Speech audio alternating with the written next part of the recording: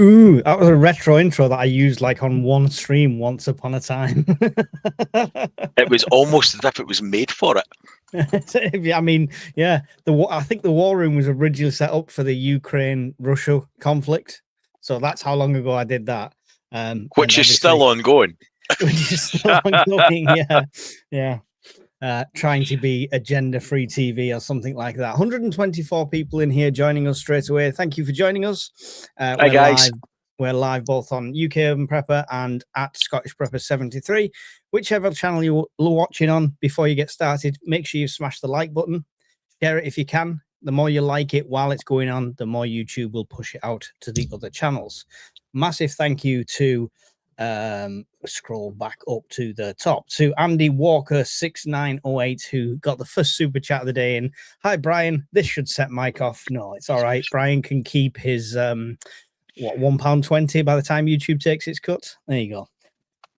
Thank you very much, sir. It's all appreciated. I don't appreciate it. I was just being nice. Right. I mean, these are becoming regular now, Brian. So, I mean, I signed up for Truth Social today. I have an account on Truth Social just so I can keep an eye on the crazy orange man. You mean Jesus Social? Oh my, that's insane. He took that down eventually. Did he? Yeah, it's taken down. Somebody must have found his phone and took it off him. I saw it on Truth Social today.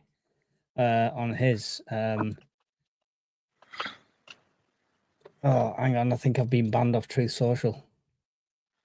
Already? Yeah. Genuinely. It says the request was a legal request.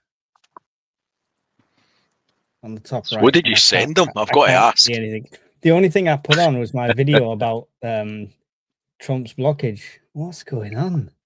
I'm literally, I think I'm banned. I think I'm banned from Truth Social. You've been banned from better places, let's be honest. It's fine. Failed to send code to your email address. Yeah, I'm completely banned.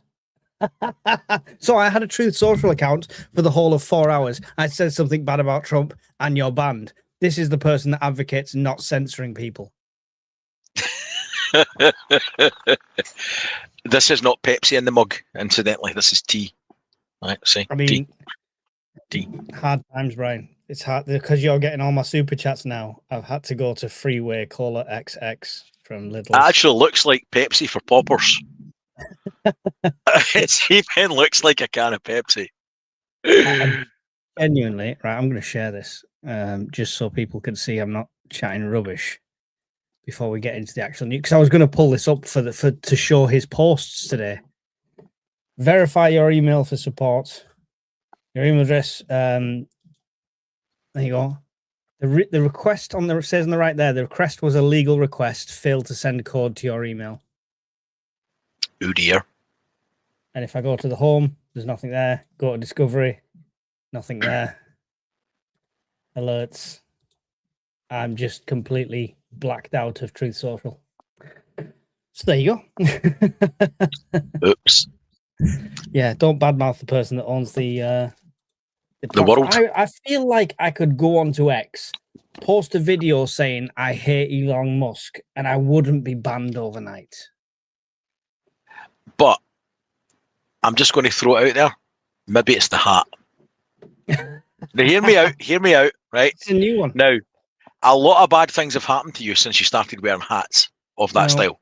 No. They have. The finger. No. I mean, your viewing figures, some of them were down a bit. I never wore one of these. No, they're not. No, they're not. I've gained 600 subscribers in a week. Bite me. Yeah, that hat works. But that's just hate mail. Yeah, so I was going to look for, can we see it on here? I was going to look at his post. He's still got Portus account on here, hasn't he? I don't think he shared the Jeebus thing on here, but it was on Truth Social when I could access it, which is mad. Yeah. No, that's the last 20th of January. No, well, okay. His post on Truth Social was basically about the blockade. So they're blockading the blockade. But then the last post I saw on there before I was banned, he said 34 ships have passed through the Strait of Hormuz yesterday, which is the most since it all started. I don't think that's accurate. What's the shipping data saying? Well, I've not got I'm not paid for the account to get the. I'll need to speak to JP about that. He's really good at finding it. Well, I have noticed that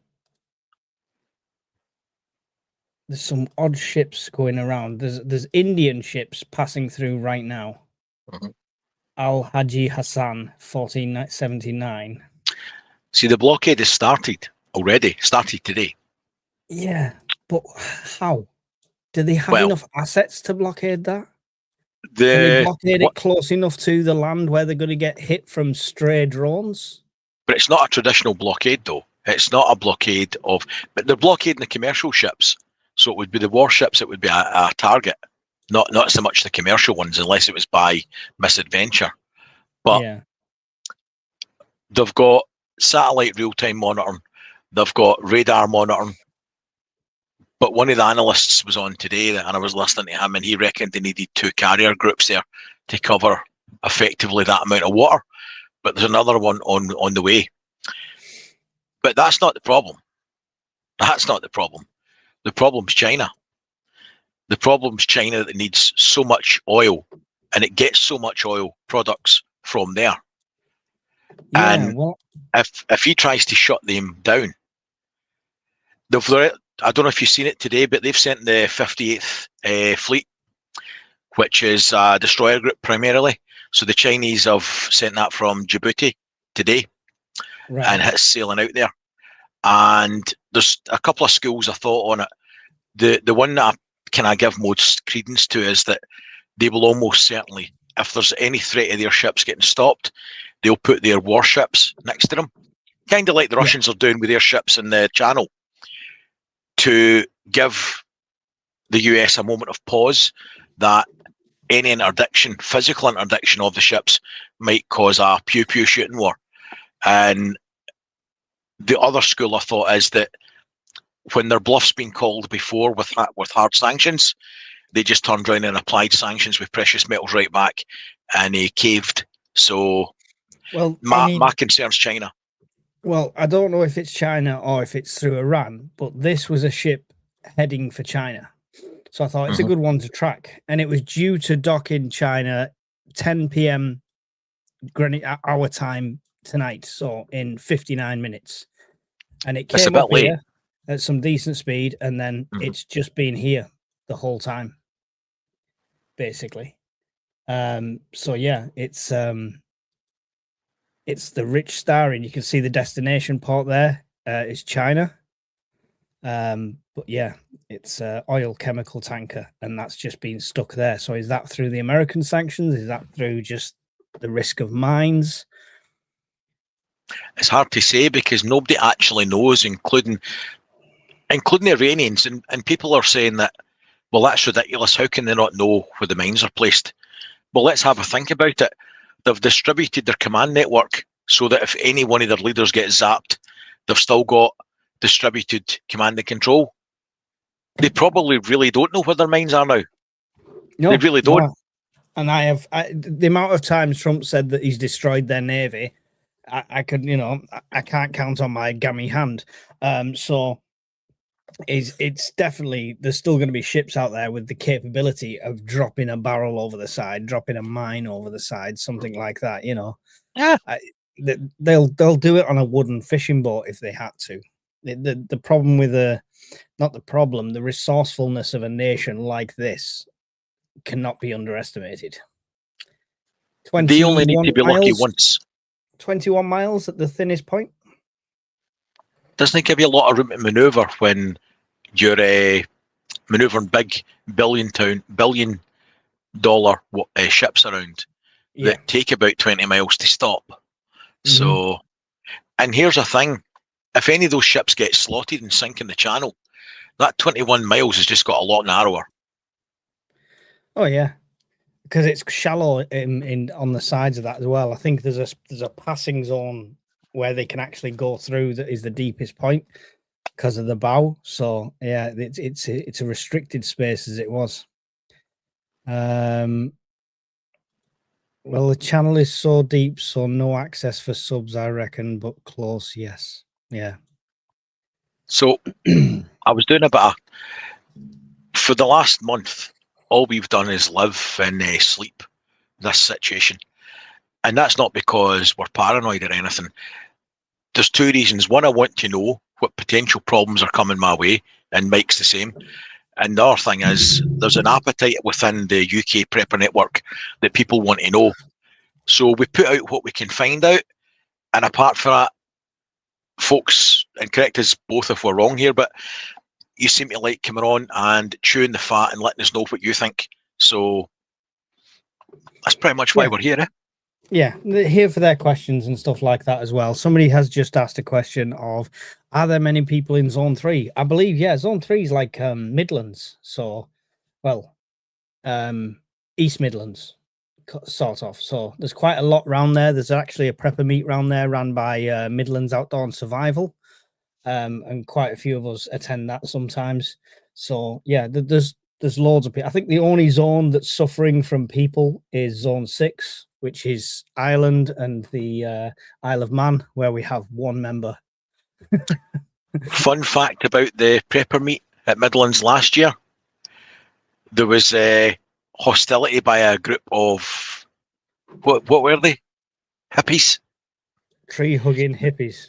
There was a campsite that we were all at. Half was preppers and half was like weird hippies.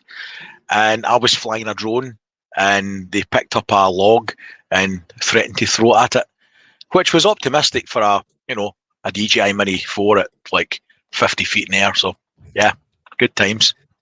There was no violence at the prepper meets, just so aware. I think it was all just a bit of drunken antics. So it didn't develop into anything. I mean, there are a bunch of hippies attacking a bunch of people that look well armed. They're a bit stupid, if you ask me. One did try to bless my camper van with burning thatch. Oh yeah, yeah. She came around the whole camp. She blessed us all. We were all blessed. Yeah. I couldn't breathe properly for about 20 minutes. Evacuated or something like that. What's your thoughts on the Chinese then, Mike? That's my worry. What do you think? They do a cracking curry. I don't mind the noodles. Special fried rice is my go-to. I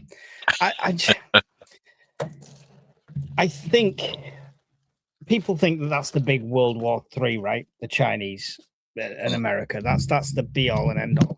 I don't see that at this stage. I don't see that at any time without some massive provocation. I think they'll do everything not to do that because China relies on the West for a lot of its income. They're all about money, and they are becoming this powerhouse, economic wise, manufacturing wise, military wise. Why would you want to stop that gravy train over something like this?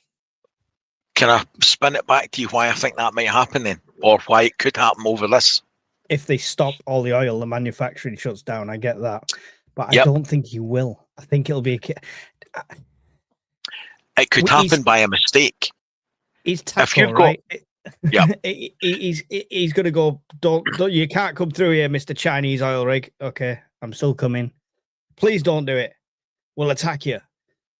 Carries on going, and then he'll go. Okay, we're gonna let you through because I really like China.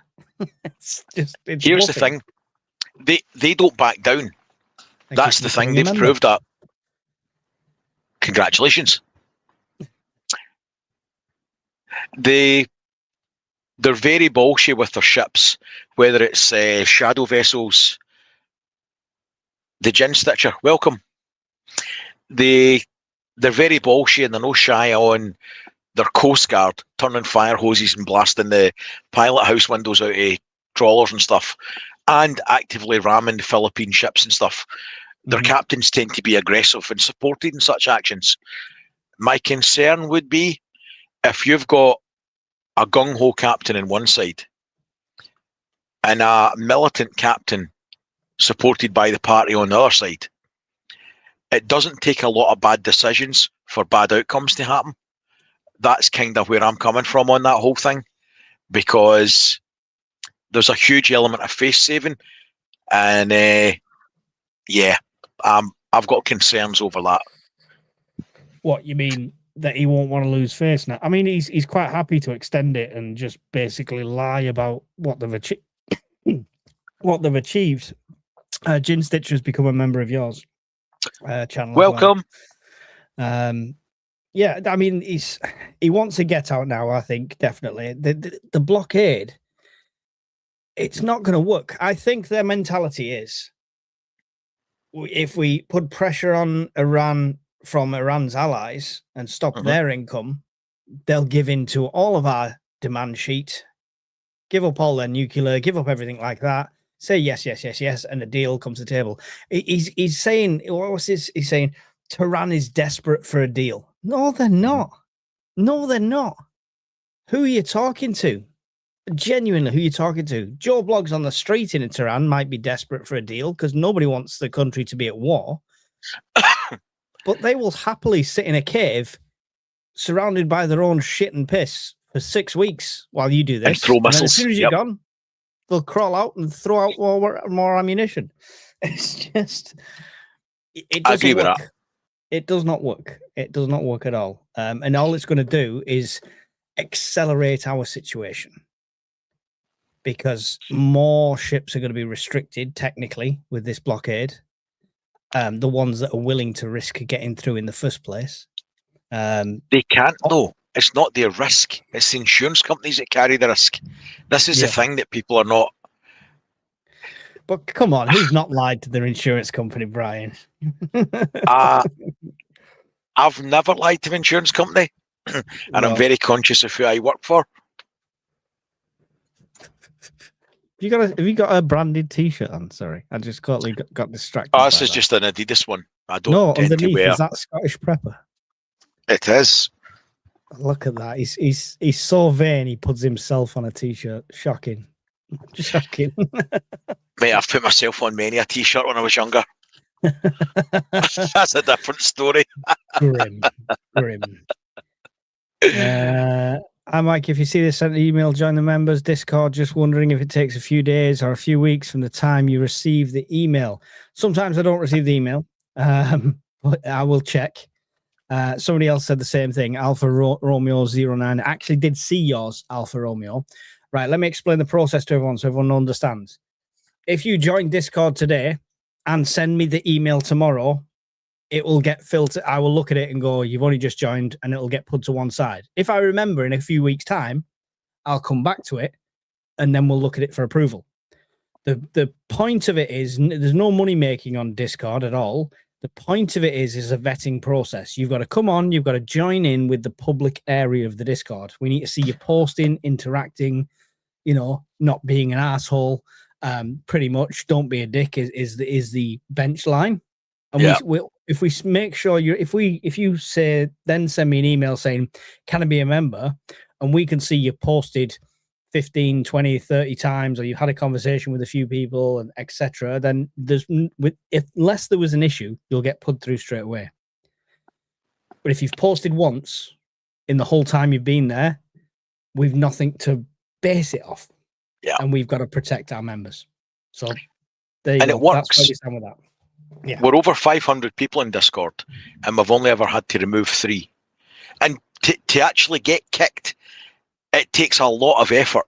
I mean, humour is encouraged, it's expected, because prepping can be quite depressing for a lot of people. It's a light-hearted piss take 24/7, right? Yeah. It's a safe space, but do not be a dick is just up there. That's it. There's no hidden agenda. It's pretty upfront, and just be active. Yeah, that's pretty much it. So that's where we stand with it. There's commenting on here to count towards credibility on Discord. I mean, don't get me wrong, we will get to know you. If you've got the same name in here and you're on every live, we will get to know you, sort of thing. But genuinely, because it's not my decision and it's not Brian's decision. We have an admin team, yeah, and it's put in, here's the name, and they all go away, come back, yes or no. Okay? If they go away and they've nothing to go off, they can't say yes. So I could be your best friend in the world. It doesn't matter. Yeah, it's based on an admin team. So make sure you come in and you're active like that. The public area's got loads, and it's not like it's a dead section until you get into the members area. Most of the members are still chatting away in the public area. They don't even bother with the members area. So You'll not be ignored. You're not missing out or anything like that. So yeah, you've just got a lot more. It becomes a lot more structured when you open the members section. So there we go. Hopefully, Jay Stills posted one thing that's ever made sense, and it's his most honest statement ever. He's a member in Discord, and he's an asshole. Mate, I can't argue with that. You're right. You're just right. He's usually not that honest. So no, he usually lies a lot. So yeah, what do you do parts? So once you become a full member, it opens up the zone areas and stuff like that. So it's all based on Discord. Yes, we had riots in our town. The hippies were uprooting and throwing flowers at police. Oh dear. Flower power. I read today that there's no grain in Iran now, even to make bread. How long before humanitarian disaster? There will be thousands of refugees go. How can they leave? First question, where did you hear this? All right, because mainstream media a lot of people want you to think it's worse there than it is. What you've got to take into account is this country has been preparing for this scenario. Like we're preppers, the entire country has been preparing for this scenario for years, 20, 30, 40 years, whatever it is, however long the regime's been in power. Their goal 47 years on it. Yeah, their goal has always been death to the West or America and Israel kind of thing. They've been preparing. They've got stockpiles. They've got probably more MREs than the British Army has got. That's a certain. I don't think they're starving anytime soon. I think they're quite resilient, more resilient than we realize, and that's why it's lasted as long as it has so far. Hi guys, if Trump has sunk 150 vessels of Iranian Navy, how come there is no wreck markers or the ship markers available to see? Because apparently the Strait of Hormuz is deeper than Mariana's Trench, and they're just all sinking down to the fucking bottom. Or he might be exaggerating. Just throwing that out there. All damage assessments are exaggerated in every conflict throughout history. And that's a fact. You know, whether it's the Ukraine crisis, the Second World War, whatever, they would send bombers over to hit Berlin. Did you hit your targets? Yeah, we got 60. We got 60 out of 100. You probably got 4, right? Yeah. That's pretty much what it is. Yeah, so pinch of salt, everything you see at the moment. Propaganda is flying thick and fast from both sides. The truth is probably somewhere in the middle. How do you prep cheese? Life isn't worth living without it. Buy a goat is one option. We were talking about this on Shadow Stream a while ago. You can, have a look at it, because cheese matures in an open warehouse pretty much. You can wax it, you can coat it, and you can get special. It's a food grade safe cheese wax, which is paraffin and something else based, the same as the stuff around your baby bell. And you can cover cheese in that, and the right cheese will last a long time, or it will improve with age. So big rabbit hole you can go down there, Kefi, to be fair. I've not done it myself yet, so I can't speak from a voice of authority. I'm pretty sure Brian's not preserving cheese, and without him cracking a joke about what cheese he's preserving. So we can't speak from a voice of authority, but definitely this is the kind of thing, ask on the Discord, you'll find somebody, there's some bloody experts on it. So that's the benefits of it.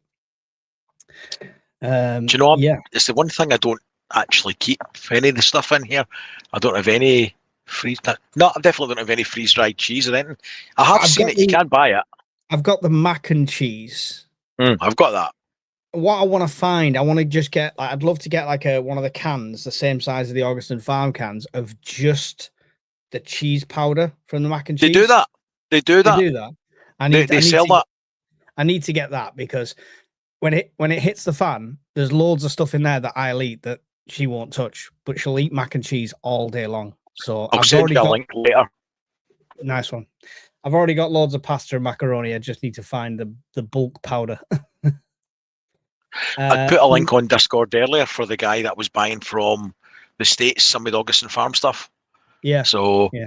I'd put an order in to see if it was going to deliver it, because it was pretty cheap considering, and it arrived. So I've put in another order. Well, you got the pancake mix, right? Is that something? I mean, can't you just buy pancake mix and can it? You can, but I like the tins and I like them all stacked up there on the shelf and they look better. So I know that sounds really bad, but I do like that. So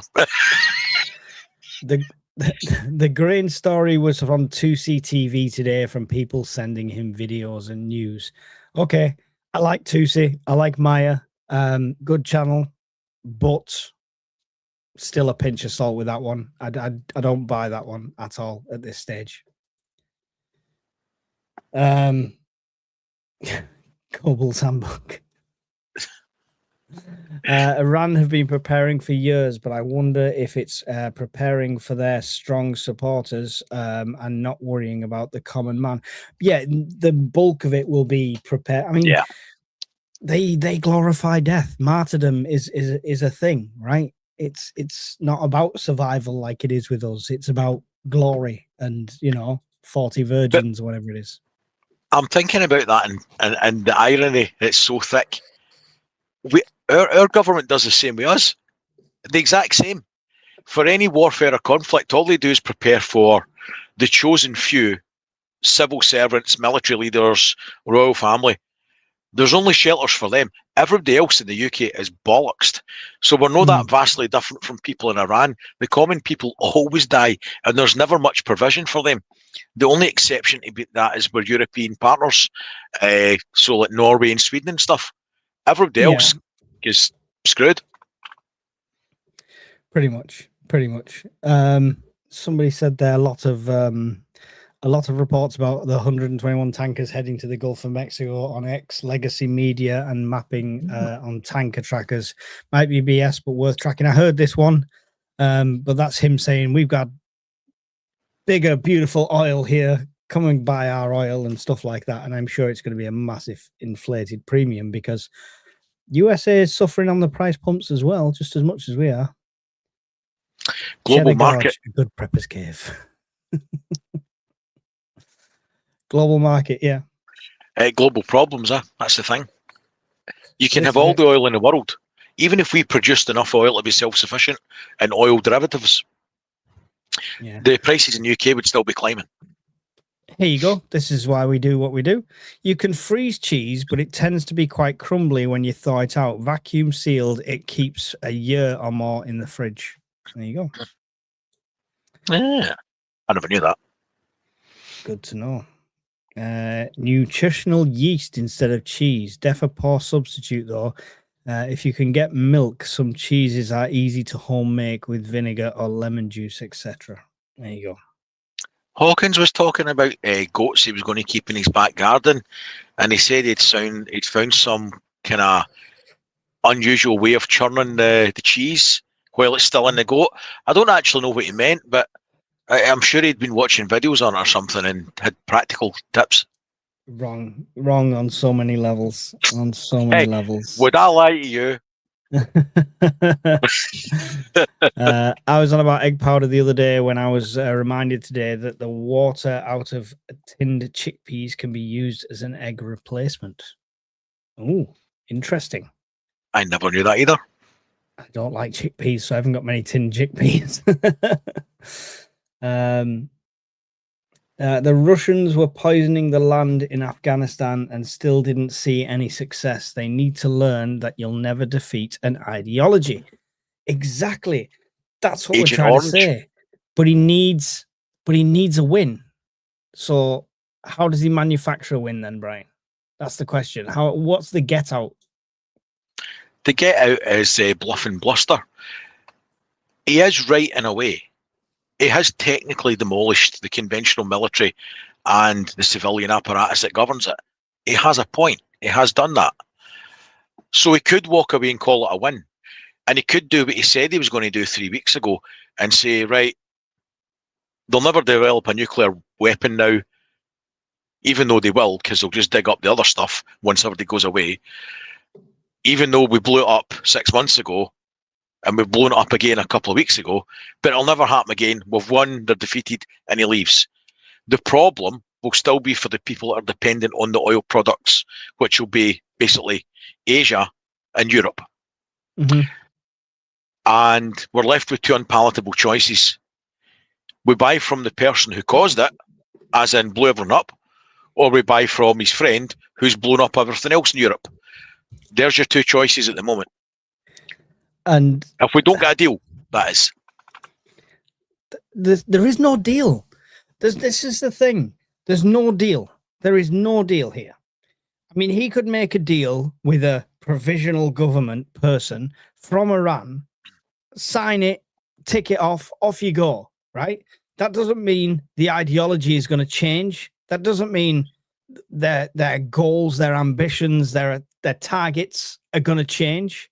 It just means, right, okay, this stops now, and we'll go back to funding Hezbollah and, you know, Hamas and things like that, and keep throwing money out into these places and building back up again. And you know what? They have never going to stop their nuclear ambitions. They're never going to stop the nuclear ambitions. If I was them, I wouldn't stop my frigging nuclear ambitions. The only thing keeping Kim Jong-un alive as a nuke is having nuclear weapons. The problem is nobody's learning from history here. And we've mentioned this before, but if you look at the Vietnam War, Agent Orange was sprayed on, the defoliant was sprayed in the trees. Mm-hmm. They never quit.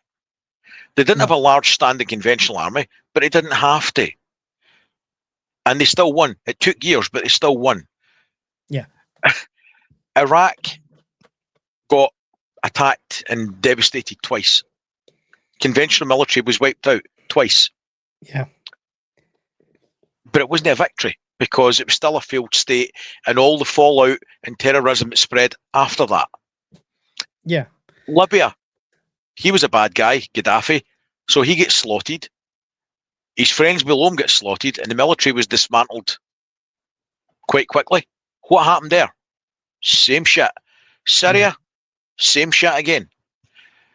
Afghan, every time somebody's went into Afghan, same thing. Yeah, you can kill all the pockets of people, but it's like playing whack-a-mole. They just come back up. Iran's the same thing. Nothing is different in my mind than all the other lessons that nobody's learned here. So I agree with you. So, I mean, here's one that our flag-waving friends from across the pond will hate. And we love you, Americans. We love you. We really do. It's just you're putting us in a shit situation, all right? Or your government is putting us in a shit situation. Yeah. America hasn't won a war since World War II.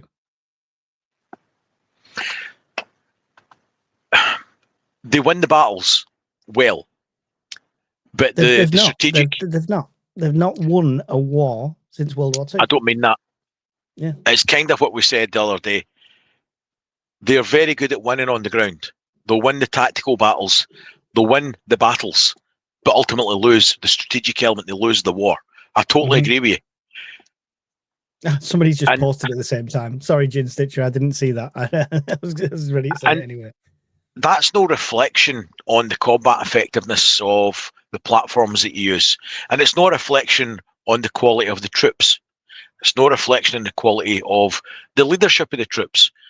And it applies largely to every Western army. I include Britain, Germany, everybody else in that. The French and Indochina.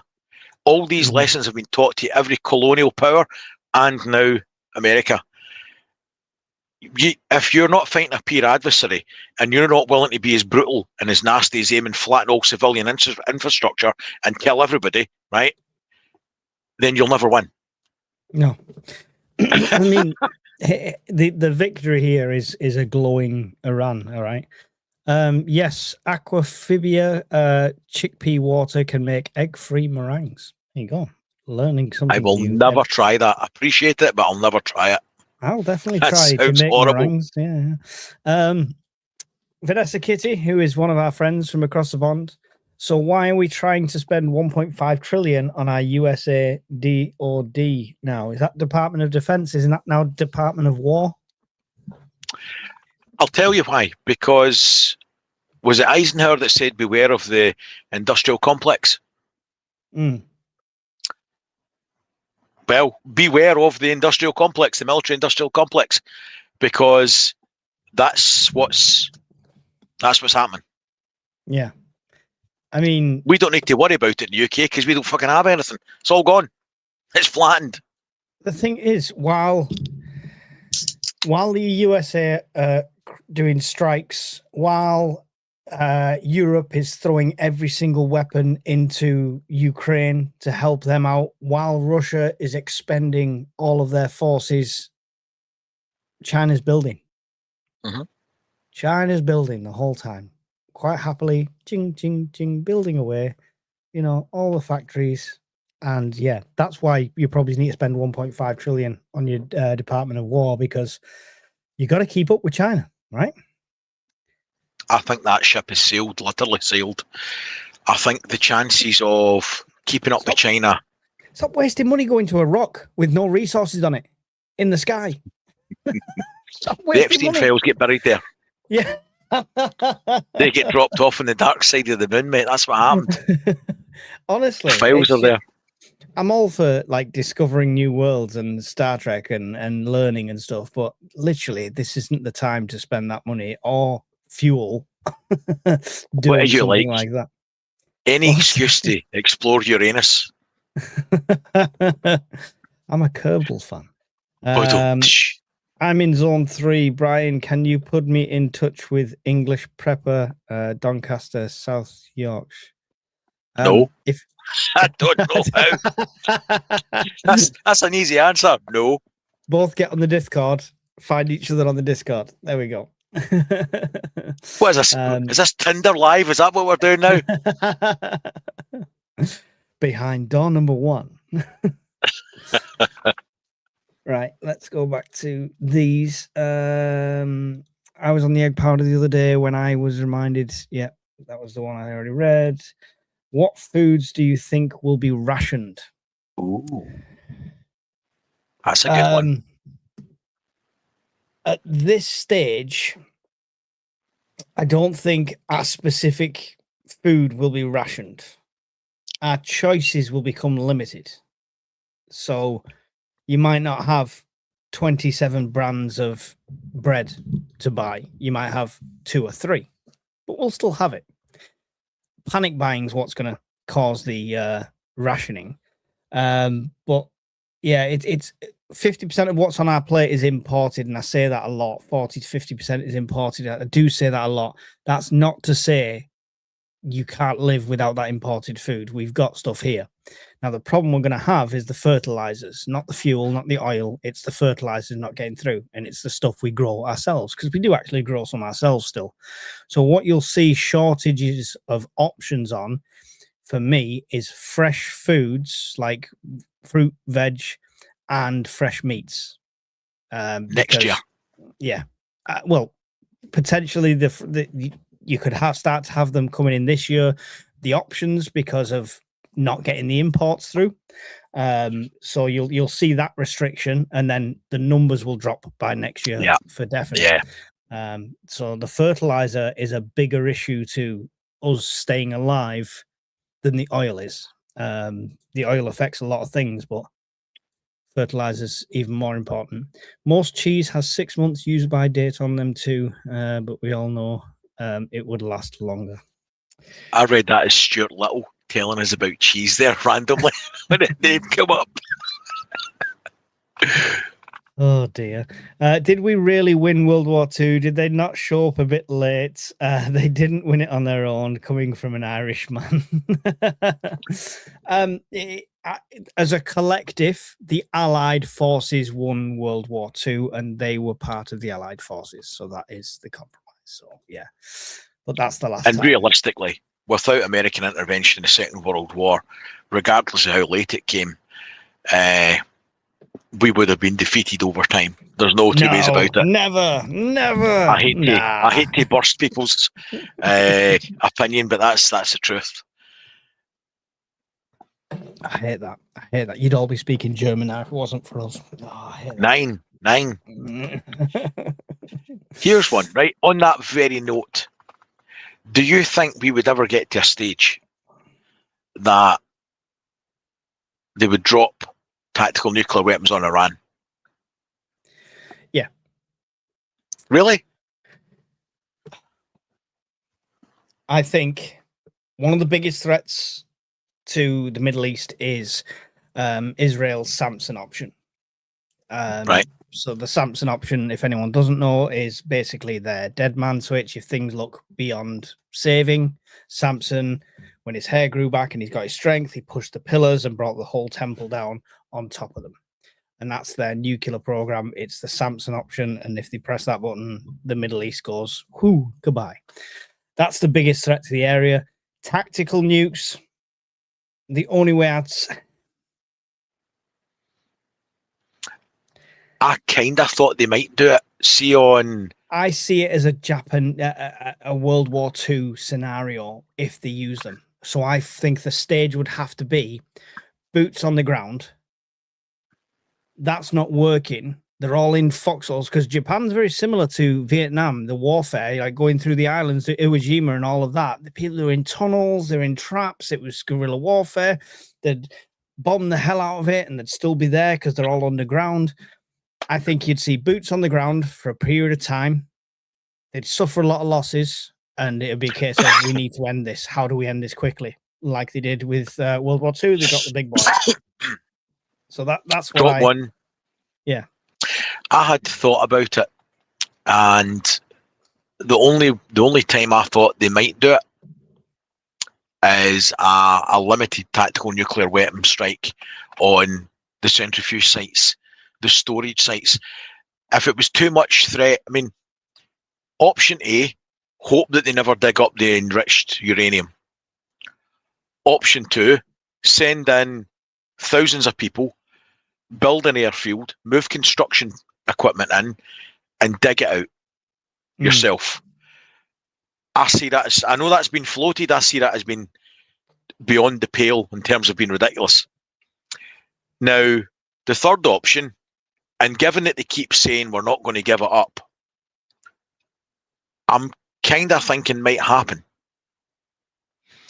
If they can't dig them out with bunker busters, they've tried that, then you could drop. I don't think they have enough bunker busters for the amount of bunkers they had, even if they did work. I'm kind of on the fence that if this continues, like they keep saying, no, we're going to have a nuclear weapons program, no, we won't give up on enriched uranium. There's no American president in his right mind is going to build an airfield and put thousands of troops there and leave them there for months. No. Option B will come to the fore, and that will be a limited nuclear tactical strike. Just bear in mind what you just said. No American president in their right mind. Ah, that's a fair point. General Melchi. Yeah, pretty much. Good, accurate, very accurate. Attack them through the minefields. They'll never expect it, my lord. Yeah. No, it's I was watching Agenda Free TV, Steve, when they were doing the countdown to 10 a.m. I don't know what they expected to suddenly happen, like big American wall would erect in the middle of the strait, but they were doing a countdown to it anyway.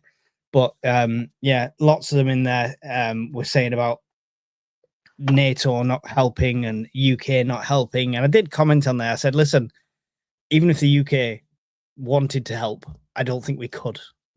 Because that's the biggest issue today. The two huge things that affect us as preppers today is obviously the escalation of the Middle East, which you think, there's knock-on effects. We'll see it over time. Except if you work for my company and then you just bury your head in the sand and think it's not there. Careful. Very careful. That doesn't work, does it? It's not the same effect. But sorry, I lost complete train of thought there. Yeah, so it's two things that's affecting us right now. So the Middle East conflict we're talking about right now. The other one is Starmer's just come back from the Middle East. he went over there to thank our troops that were defending our bases. What Both little of there them? is of them. Yeah, all two of them. So, well, obviously the RAF's got a presence out there. They've been shooting down drones and stuff like that. So we are doing something, not enough, but something. Having And somebody in the RAF regiment shouting "pull" as a drone goes by doesn't really count as theatre air defence in my mind. I'm sorry to say. I watched the. He came back and he did an address in Parliament sort of thing in the Houses of Parliament, and Kimmy Badenoch's there, and she stood up and she said basically, we're willing to ignore party politics, and if you come up with a good plan to get us militarily in the better position, we'll support it. Right? Brilliant. Humble Okay. as fuck. I'm on board with that. He stood up and threw shit back in her face and just said, "Oh, look at." He just went to the same as he does his PMQs. He literally used it as an opportunity to dig at people, and that was it. Still no plan, still no budget. We've done the strategic defense review, 7-8 months ago? Nothing's in place. They've no money. They have. They've no money. They've no money they're willing to spend on it. Put it that way. That's it. But they're making 20 million a day right now off the tax on the fuel that they're not. Oh, but they're helping the cost of living, Brian, because they're capping our energy bills until July. So this warm period, don't worry, your bills aren't going to go up. In winter, we're going to screw you. And they're also what's the other thing they're doing? They're taking all the children out of poverty by lifting the 2-child cap limit. No, they're not. Child benefits 120 quid a month. That's not taking a child out of poverty. You must make a fortune. I spend more than that on nappies. It's ridiculous. Yeah, but you've got 8 kids though. Yeah, but it's like a millipede with nappies on going out the door. But they're just, and they're still going to increase the fuel in September. They've capped it for now. They've not reduced it like other countries have. They've just capped it for now. So he's come back and said, "Oh, these troops are really thankful for them, and we're still going to do absolutely nothing." We're watching the train driver asleep at the wheel while everyone's parked on the tracks at the crossroads, and it's just happening in slow motion in front of our eyes. Right.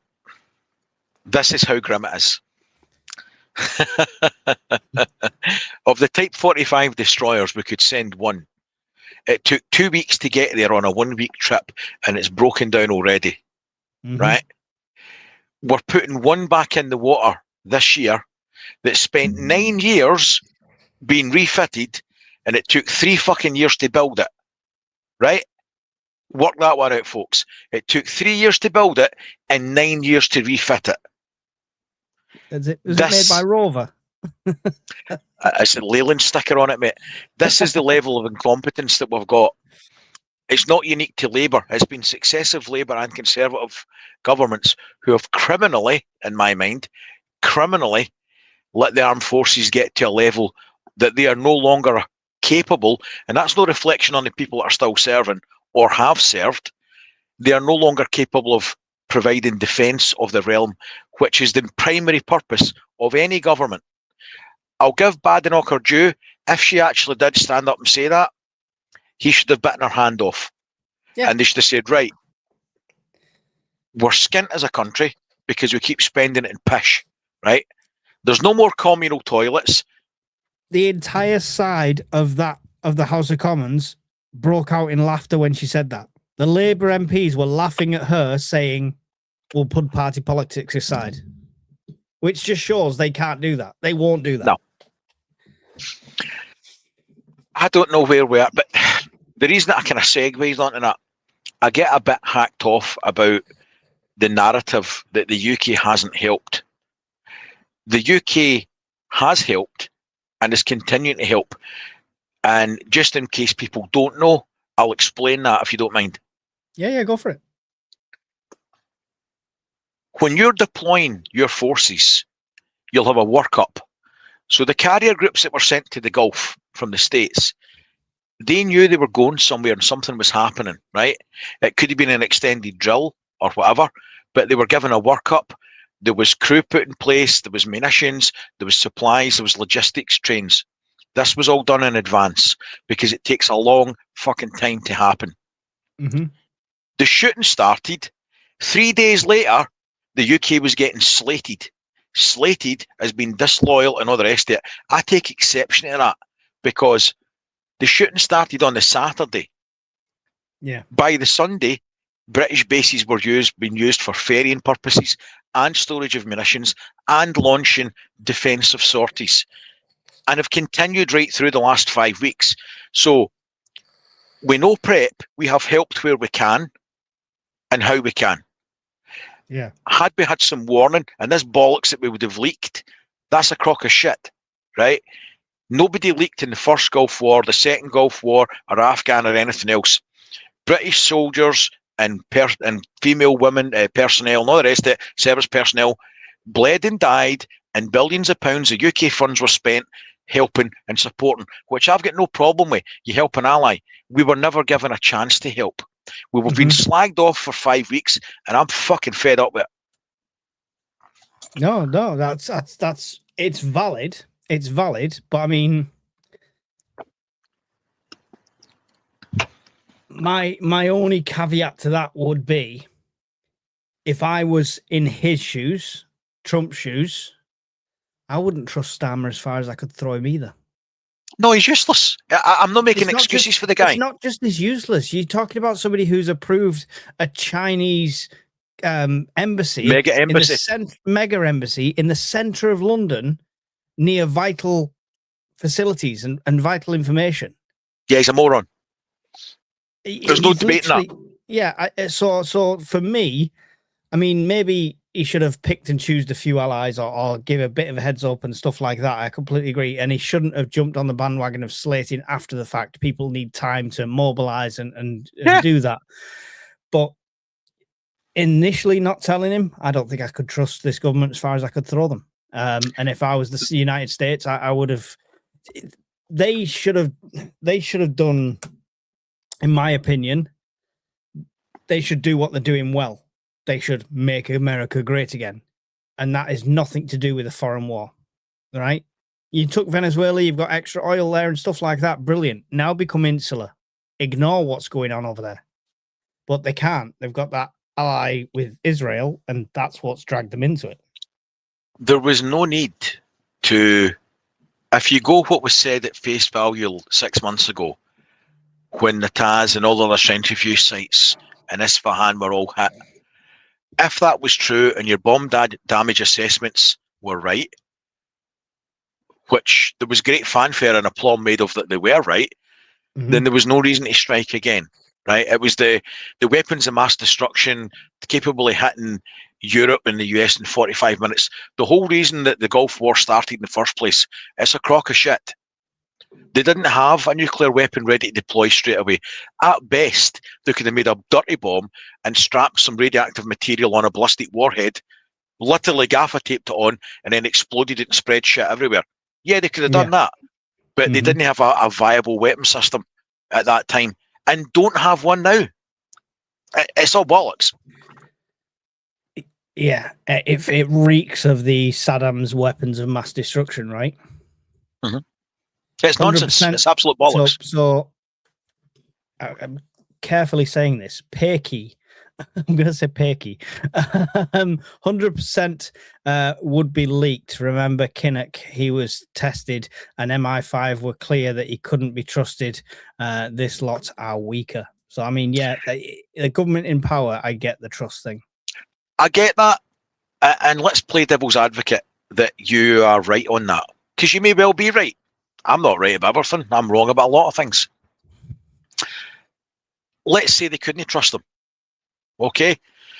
It doesn't change the fact. If you go in and you start a big fight and your friends and allies have had no prep time, whether you trust them or not, they can't sortie their ships. They can't sortie their troops. They can't get the logistics train in order.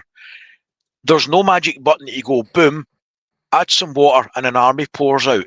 It takes time to mobilise forces and all the rest of it. And it's going to take us a lot longer because we've got hardly anything fucking left. Yeah. And we can't manufacture either. No. As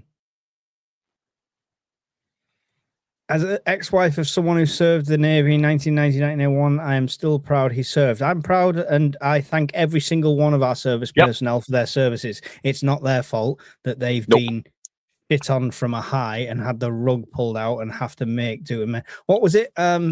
Was it on here? Who somebody mentioned? Or I mean, I might be talking out of place, but one of the hotels, or one of the military bases. It was Roger mentioned it, wasn't it? I think it was in the green room, so I might be overstepping the mark here. But one of the military bases that had housed cadets and troops for years and years. Yeah, I remember that. Yep. Is now being used to house our friends who are seeking refuge on rubber boats. However, suddenly it's not fit. So they've invested, what is it? Was it 20 million into? It was millions and millions of pounds. Millions to get it livable. Apparently it wasn't livable when cadets and troops and everyone like that were billeted there. But that's not good enough for the standards of people that are coming here illegally. So, yeah. That's why we don't have a good military. Yeah. The peace dividend was spent frivolously on shite. I don't think he's a moron. I think he's a calculating little Marxist. I mean, I still think he's a moron.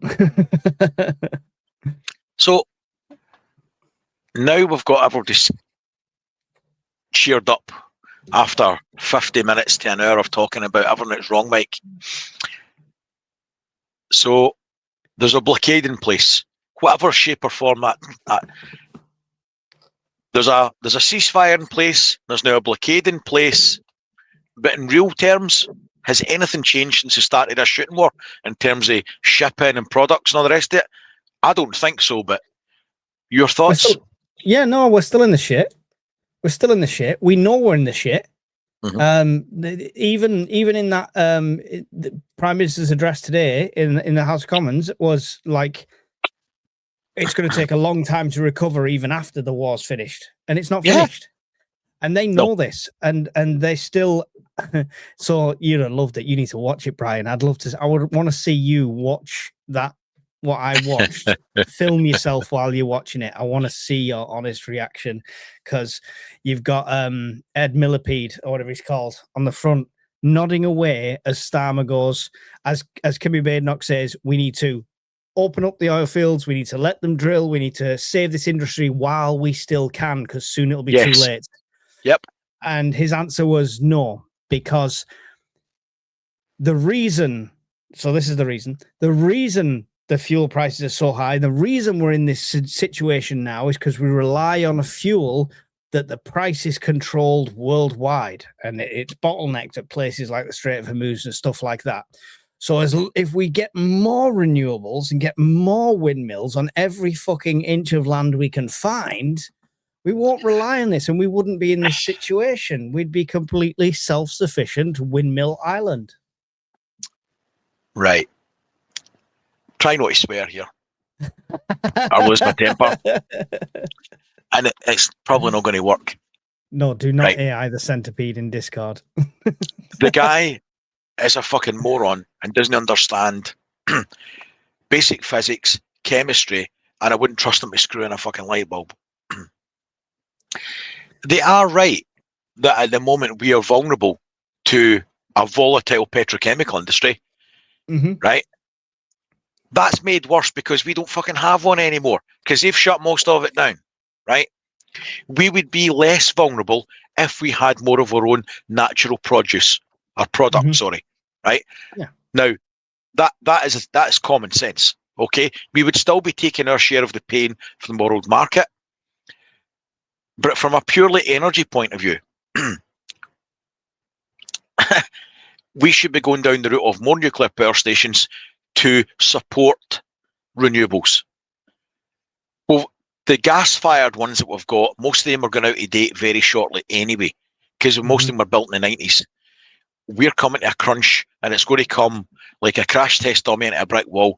That's where the UK grid is headed. However, that aside, it's all the other derivatives of oil that we still going to need. So energy aside, he's full of shit. All the other byproducts of oil we'll still need. It just means we'll need to buy them from somewhere else. If he wants to shut down the North Sea to the point that it's unrecoverable, and he's getting there, then we'll have to buy all the oil derivative products from Norway, like we're doing, from America and from the Middle East. Now, we could still go down the renewable path, but still have a viable petrochemical industry, because we're still going to need the products, plastics, medicines, acids, everything else from there. He's an absolute weapon, and he knows nothing. You need to watch it. That'd be your highest grossing video, just you reacting to that speech. That'd be better than the Faraday cage. Catherine Porter is the Jedi Master on all things power. Worth a watch if you're not familiar. Yes, Brian's sung her praises and put her in the Discord, not literally, but posted in the Discord many times. I rate her very highly. Anytime she opens her mouth to speak about the subject, you should listen. Yeah, definitely. World War III started with Trump's lockdowns and pausing us with jabs. There you go. I mean, that's the jabs. Interest at World War III. We talk about it. It gets thrown around all the time, and it got thrown around when obviously Ukraine invaded Russia and stuff like that. Is it a thing? Is it never? Is it not? Is it going to be a world war, or is that going to take NATO to be fully involved, or China or Russia to be against another? Is it going to have to be superpower on superpower for that to be World War III? You're in World War III, and they're all involved. That's a reality that everybody needs to get on board with right now. If nobody's figured that out, you need to accept that you are in World War III. The fact that China isn't directly shooting America and vice versa isn't relevant to the discussion. We are in a world war when, by definition, there's a war in virtually every continent. Venezuela got invaded and hit and taken over. We'll call that a skirmish rather than a part of a world war. The Ukraine war's been running 5 years. The Middle East is in a constant state of war. And in between that, you've got all these little mini proxy fights that the West is supplying somebody to hit the East is supplying somebody to hit the West. I don't think I've ever felt a time where bad things could happen short of the Cuban Missile Crisis, and I wasn't even old enough to remember that. I think we're in more danger now than we were then. And people then had rosary beads out and were sitting praying on mats and everything else you can think of, hoping for salvation. And yet at the moment, we've still got this crazy idea in our head that it's not World War III. But it is. We just haven't called it that yet, but it is.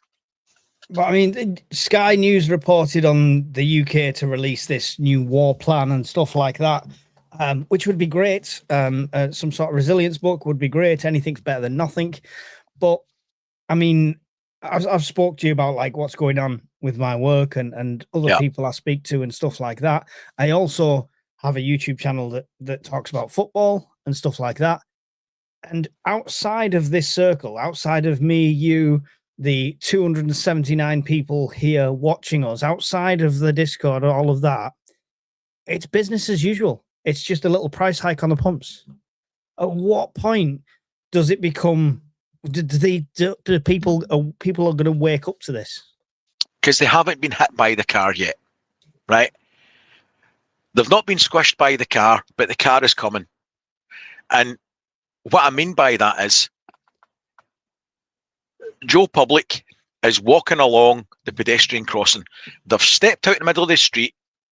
They know there's a car coming towards them, but if they don't look at the car coming towards them, then they're perfectly safe because nothing's going to happen to them if they can't see it.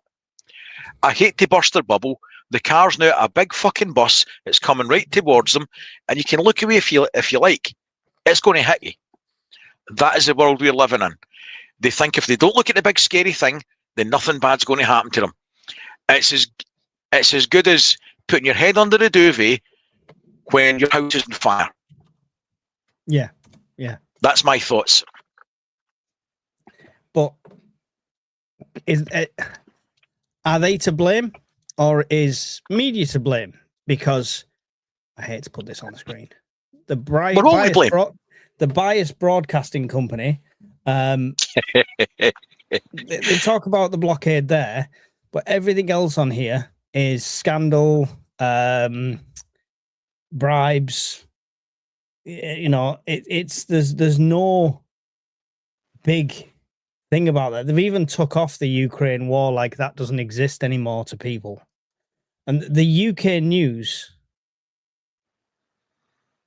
UK could adopt EU single market rules under new legislation. Starmer says UK will not join Trump's blockade. And there's no like get ready or this is coming or dangerous or stuff like that. It's just hidden. I'll tell you whose fault it is. It's my fault. And it's your fault. And it's everybody else. I liked it when it was your fault, not when it was mine. Everybody else has had children in the last 30, 40 years. It's our fault.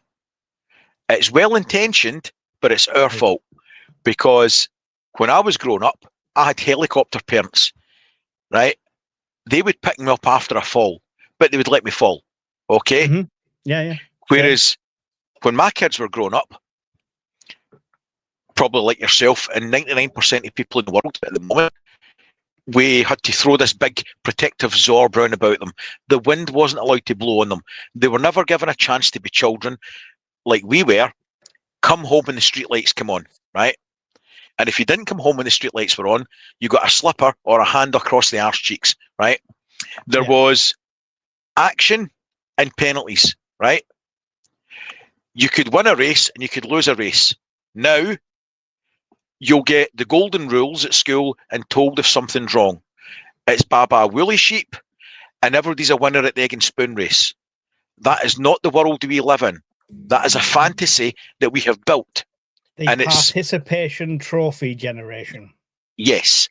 So unfortunately, it's my fault and it's your fault and everybody else's fault of the world we live in, because we've built this world that they think there's a constant safety net around them. So they're incapable of believing that something's wrong.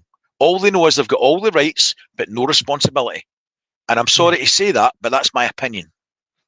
No, I don't do the participation trophy thing.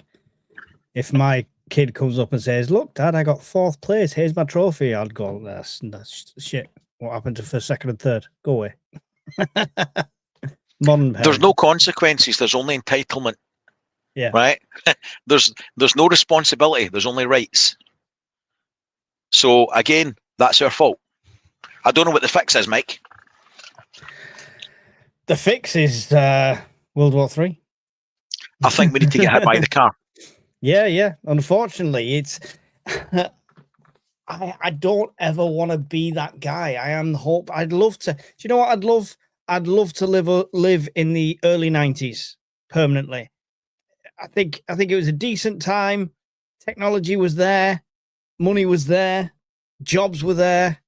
There was a bit of bad, but nowhere near as what we're seeing now. That was kind of the level playing field, and we've just. But you know what wasn't there? Condoms, apparently.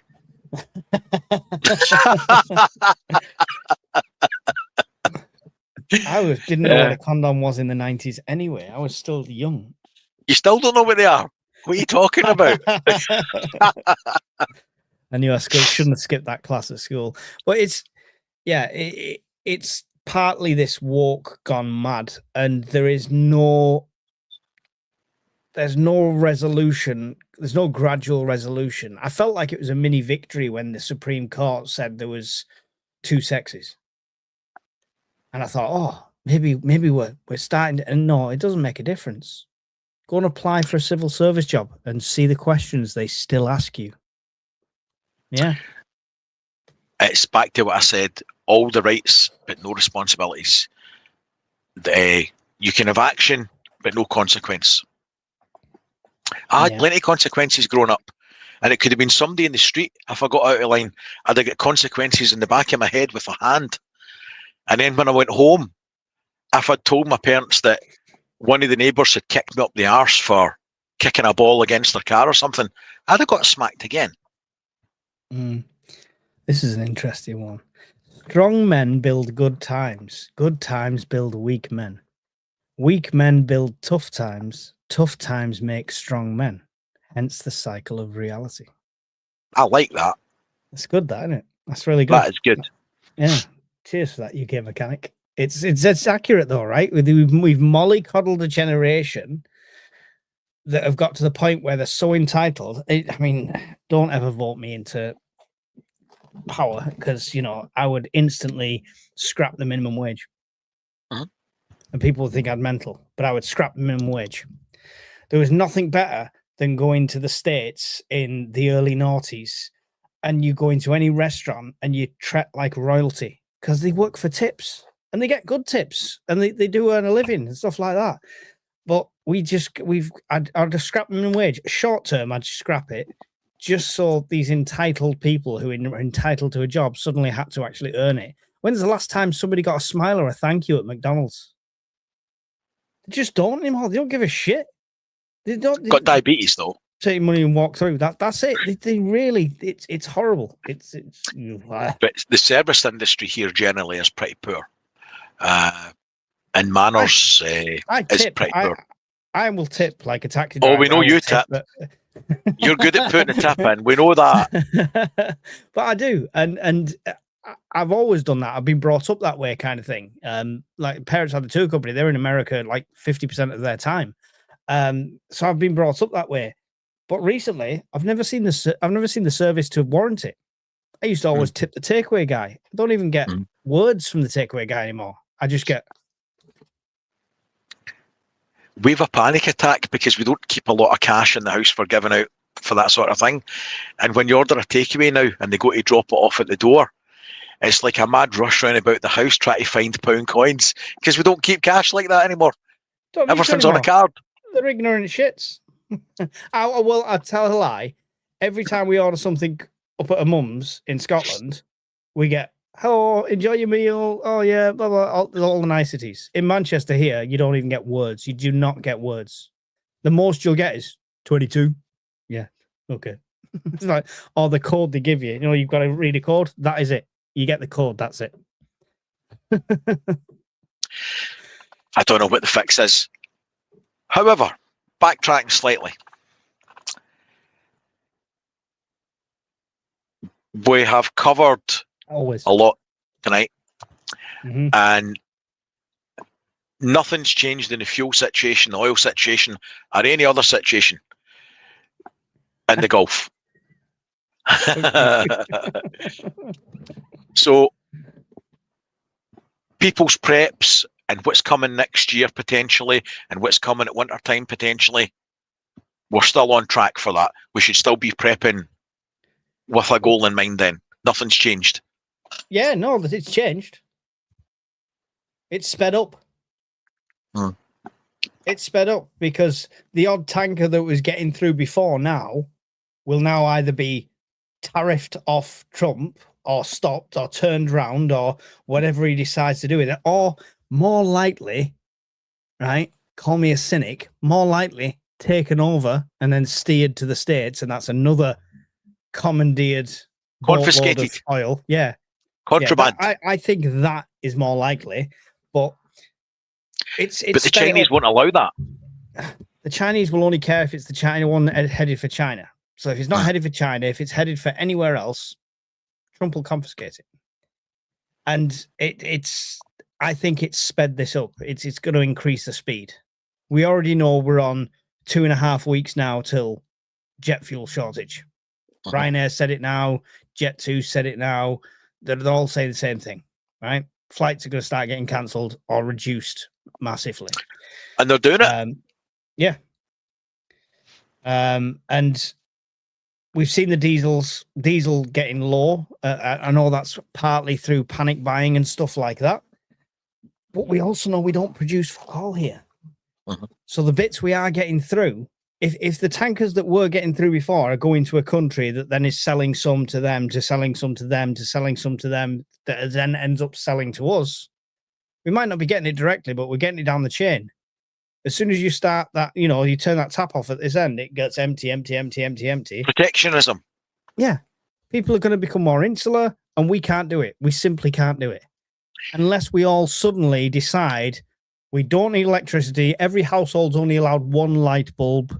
You're only allowed a 14-inch portable TV. We've got to ration electricity, and we're going to live off windmills forever, sit in a circle, sing Kumbaya fucking Ya with everybody who wants to come in. We'll just build a fucking bridge across to France and let the cunts walk in, and we'll save any risk of any drowning. That's probably the easiest step.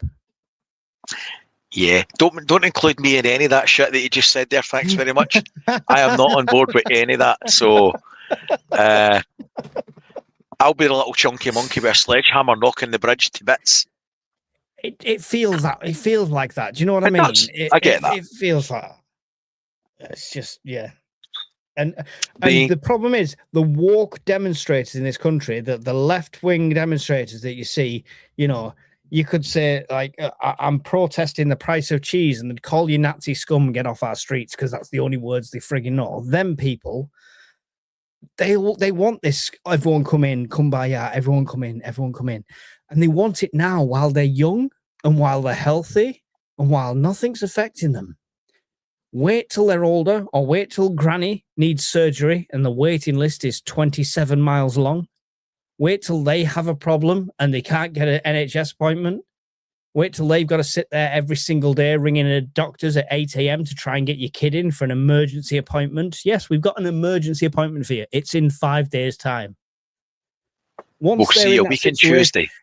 You look at them, that demonstration demographic. It's 90% young people, completely naive to the world. The other 10% are the older people who are trying to nonce on them young people. So there you go. And that's largely not their fault. That's monkey see, monkey do, based on the propaganda of the day for that age group. They think they're doing the right thing, and it's shock value. It's look at me, because that's a young person thing. That's why they'll have 60 piercings and their friends got 62, right? That's why tattoos will be a fad. Everything is because you're young, you want to be noticed, you want to be the social butterfly, right? Times change as you get older. That's also a thing. Mm-hmm. And we're stuck in that. It's no any different from the hippies of the 60s. Yeah. Please don't cancel my flight from Newquay to Malaga on the 3rd of May. But if you want to delay Malaga to Newquay on the 13th, I completely agree. 3 weeks, yeah, you're probably on you're in about that timeline. Yeah. Yes, that's the timeline. That's pretty much the timeline. You might be over there. On the way back, you might have problems anyway, because the new visa system and biometric passports, one of the flights from EasyJet at the weekend, they left without 122 people because it was taking them that long for the authorities to get them through the passport control with these little electronic shitty gates. The plane just fucked off and left them. And incidentally, they wouldn't make any other provision for them. There was no hotels, there was no buses. It was tough shit claiming travel insurance because it wasn't their fault. It was the airport's fault. So save up £1,500 before you go. Make sure you've got it in cash, and then you can always get a small boat back, and you get free hotel when you get here. So that's fine.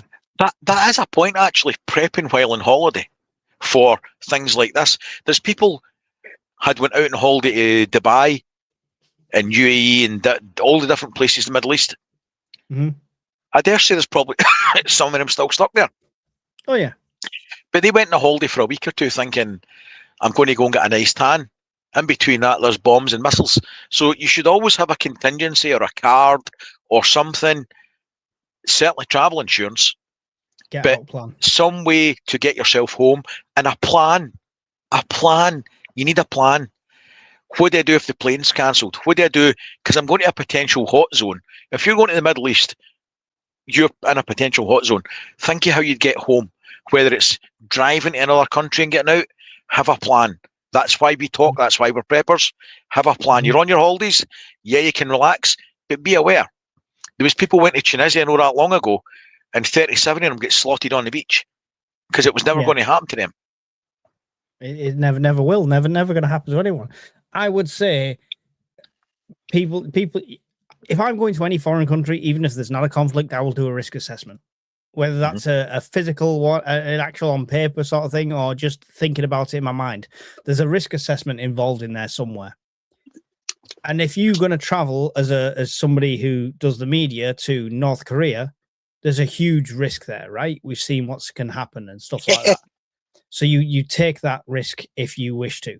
If you're a prepper and you don't want to risk anything because you're a prepper, I hate to tell anyone to do it. If you've got a UAE holiday, if you've got a anywhere Dubai holiday booked for the next 6 months, cancel it. Get your money back right now. And I don't want to tell you not to live your life, but you'd be safer flying to the States because the bad shit that's happening that might be down to them can't reach them at this stage. So yeah, it's doom and gloom tonight, guys. It's doom and gloom tonight. That's not doom and gloom. That's practical, because when we go on holiday anywhere and we travel a little, we do our bit. My wife's got a photograph of my passport on her phone. We've got hard copies of them in each other's suitcase. I've got pictures of her cards. She's got pictures of mine. We've got multiple bank accounts that we can access off each other's phones, and we've got cash. And you've got a plan. Yep. Now, you still relax, but I would never go anywhere and get... this is the bit that gets me. People will go to a country, they don't know the people, they don't know their surroundings, and they get pissed out their mind till they don't know where they are, and then bad shit happens. Well, gee whiz, who could have foresaw something like that happening? Not me. Would you It'll do never that here? happen to me, Brian. It'll never happen to me. I'm going to walk down the street pissed with enough gold that would put Mr. T to shame, and then go, oh no, I've been mugged. Well, gee whiz, Billy, I never saw that one coming. These lovely girls in Thailand enticed me down this alley, and all of a sudden I had no kidneys. And the worst of it was, officer, they'd a bigger dick than me. That's a low bar, to be fair. Yeah. Yes, and Labour are bragging that they have reduced the waiting list, but someone commented that's because people are dying while waiting. I mean, that's a good point that they are. The other point of that is they've reduced them because they've switched so many things over to a telephone appointment now. And literally, so my missus has got severe skin conditions, and they had a dermatology phone call. Not a video call. You don't see it, nothing like that, just a phone call. Can you describe your skin to me? This is waiting times are going down because they're ridiculous. People are giving up with the NHS. That's the problem. Somebody just said something about the NHS there. Hang on, I've started it. Did anyone see Wes Streeting's speech today? UK has worse NHS in developed world. People dying younger needlessly due to the state of the NHS. Right, we've got some questions. Unless you have to dart straight away, I'll try and get through a few questions. I think John's just put one up as well. I've got a load starred. I'll get to them. Won't the quality of the tins be affected due to the cost of the metal for the tins? I think did Miss Worm mention this in the Discord at some point? I'm sure she did. Yeah, it is a factor. It's definitely a factor, but it will definitely increase the cost of the tins. There'll be standards that they've got to adhere to for everything. And food safe standards are very, very tightly monitored. I wouldn't be so much worried about the quality of the cans. I'd be worried about the cost. Yeah. Because of shortages of materials. Yeah. Cost and availability. That would be the key thing. Yeah. The missus just said, if they're rationing food, does that mean we still have to pay for it? Yes, indeed. But Jones's Butchers still wants you to pay for the 3 sausages. What happened to Mike's finger? I closed a knife on it. I tried to open a tin of paint with a knife that was a non-locking blade, and it slammed shut on my finger, and it was very sharp. So yes. I shouldn't laugh, but I'm going to. Followed by, I wonder how big the bandage is going to get every video. Right. So last time you saw me, it happened that day, and I just taped it up. So this is the redressing. It won't get any larger than this. It's not going to be a comedy-sized finger by 3 weeks' time. Well, it might be if I take it off and it's swollen up and infected, but It looked like one of those big foam hands at the football, like this. This, guys, this is the reason. This is the reason you join Patreon and you give us super chats and you support the channel in every way you can, because this was testing. I wanted to make sure I was testing my medical preps for you guys so I could give you the best advice. And these things are brilliant. So there you go. Did you video the actual cutting of the finger? Shit, I'll sign up for Patreon just for that alone. Maybe you've got to sign up to find out.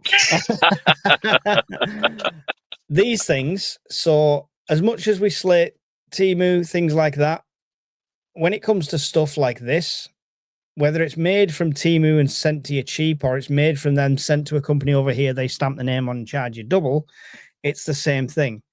And this is like a clear second skin kind of plaster. Yeah.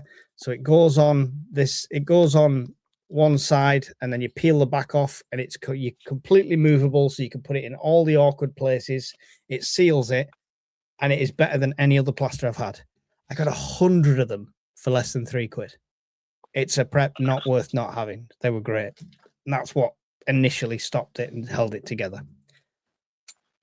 Iran is a fortress country with lots of mountains and tunnels to hide the millions of zealots they have.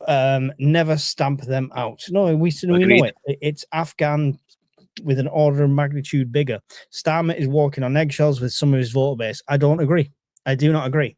He has no fucking voter base left.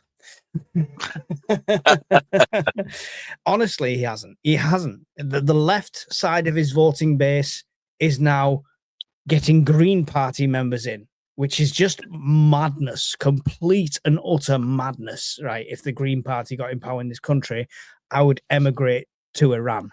Then the other side, where they were between Conservative and Labour, and they were just pissed off at Conservative because they'd done a terrible job last time, so they voted Labour. They've already gone. There is no one left. He has no voter base left to piss off. That would be some prepper video if you were in Iran right now.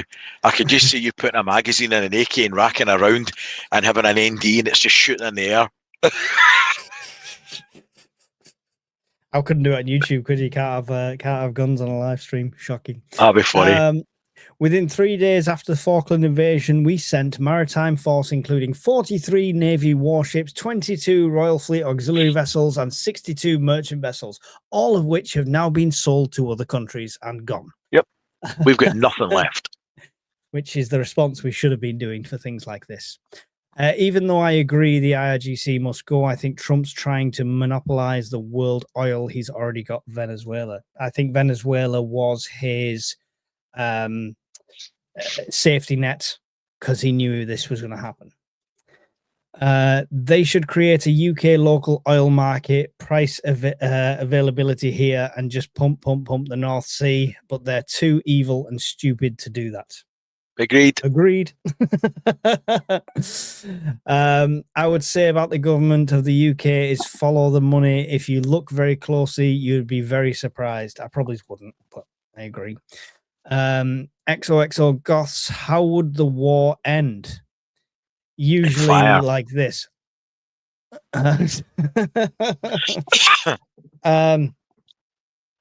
Same as any war ends, all around a negotiating table, whether that's unconditional surrender or a conditional surrender, or one side is just wiped out. It's simple as that. If you played Risk, you can be ruthless. That's how a war ends, unfortunately.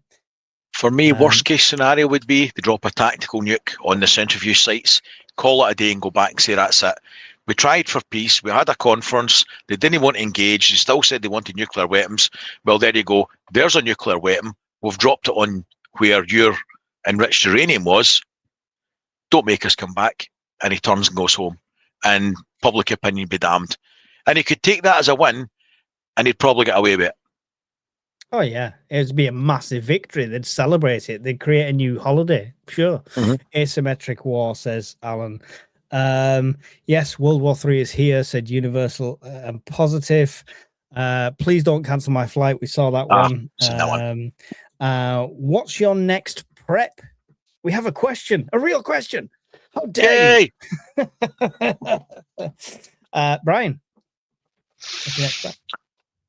I've changed my plans this year.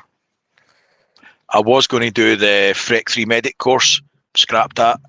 I was going to buy a dual fuel generator this year, scrapped that as well. Freeze dry. I've died. What's that? You've scrapped it all because you're getting a freeze dry.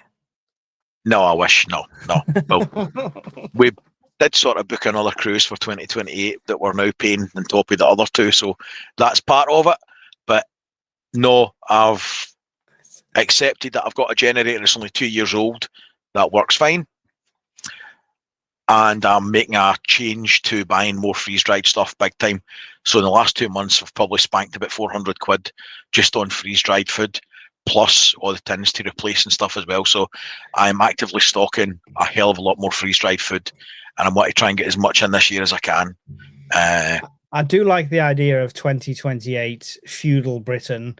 We're all living in the dark ages, and got our own little townships going, and preppers have survived, and the mass idiots have all died off, and you're stood at the docks with your wife with Disney sunglasses on, waiting for a ship that never's gonna come. Mate, I'm an optimist. I'd still go to the jetty and hope. I'd have my best Muppet t-shirt on. If that cruise ship turns up in that scenario, don't get on it.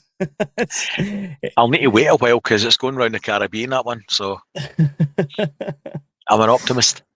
What did you say? What about you? Had a question. Sorry, yeah, that was John's question.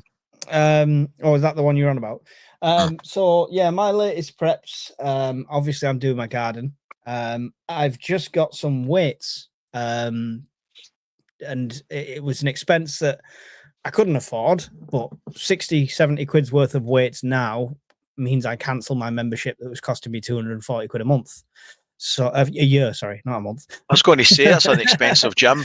No, 240 quid a year for the gym membership, or spend 60 quid and I've got them. So I'm going to set up a weights area within the garden while it's summer.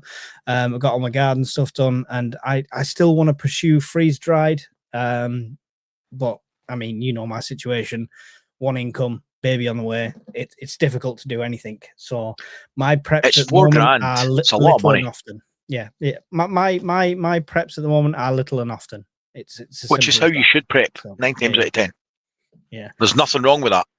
Yeah. You don't have to, and we spoke about this probably every video. You don't have to go out and spank hundreds of pounds a month on preps. You don't have to do that. Mm-hmm. If you've got the free income and you want to do that, fair play. But you don't have to do that. You can prep frugally and prep well. Yeah. All nerves still functioning in that finger, I hope. Yes, everything's fine. I can feel the tip. And that's what she said. It doesn't smell moldy at this stage. Can you smell that? Also in the same sentence. Ah, dear. Name that type bandage. What do you mean? This thing I was on about? I'm not sure what it's called. I call it like a second skin kind of plaster thing. What would you call that? It's almost the same sort of material as the chest seals. I don't know. If I'm being honest, I've no idea. Yeah. I wouldn't use that one though, because you've had it open and shut half a dozen times. Oh no, yeah. But I'll show you while I've got it open as well. So you can put it onto there like that. There we go. Moleskin. Stuart's saying that might be it. Grab the blue tabs. I've left a bit of the white on.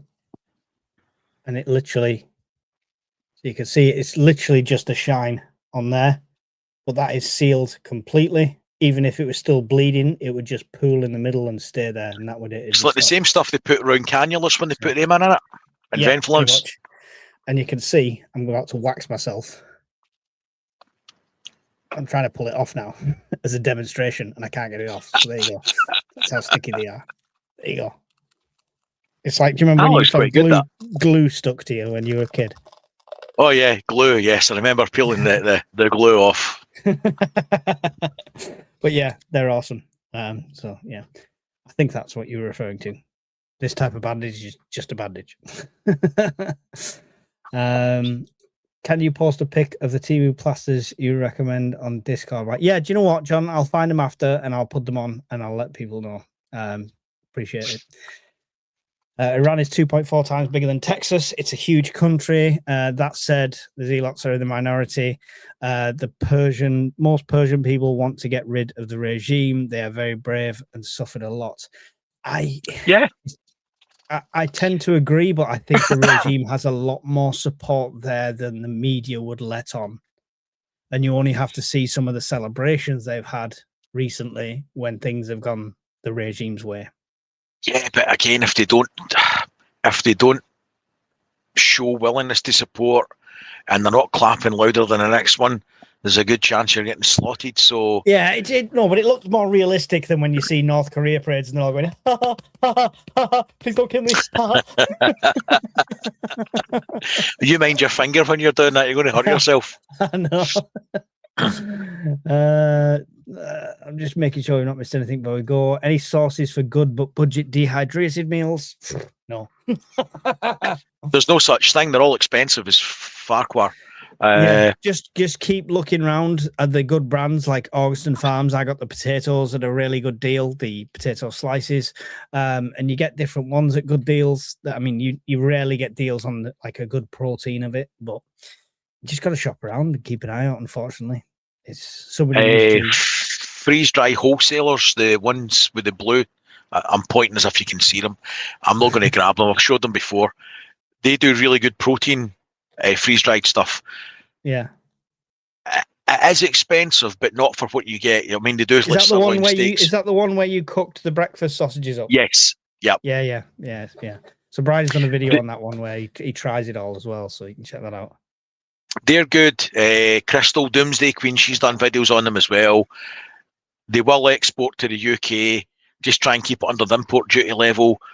And their kit's good for protein. If I was buying protein freeze-dried food, that's where I get it from. Generic carbs and calorie stuff, I go to Augustin Farm. Is it the best? No. Is it the worst? No. But it suits my price point and I could eat it if I had to. Mm-hmm.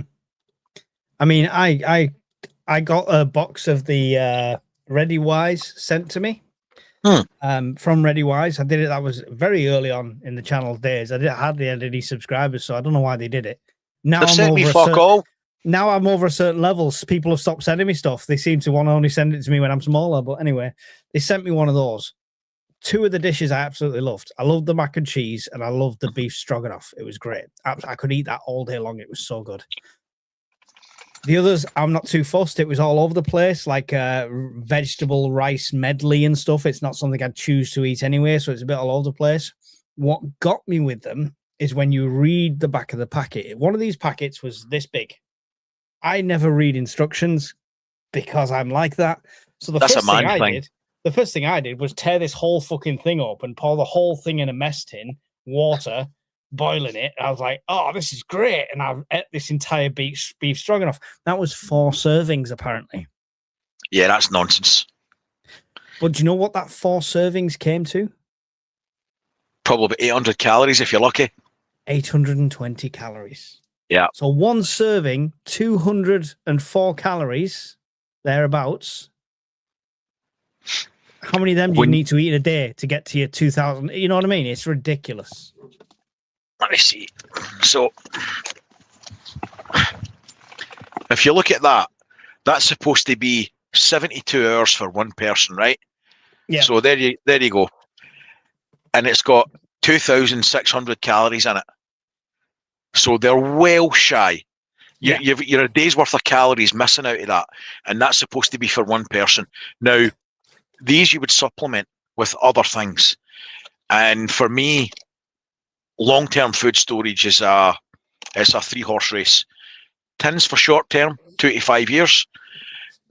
Wet rations, so your British Army rat packs, that sort of shit. Wayfarer, 5 to 10 years.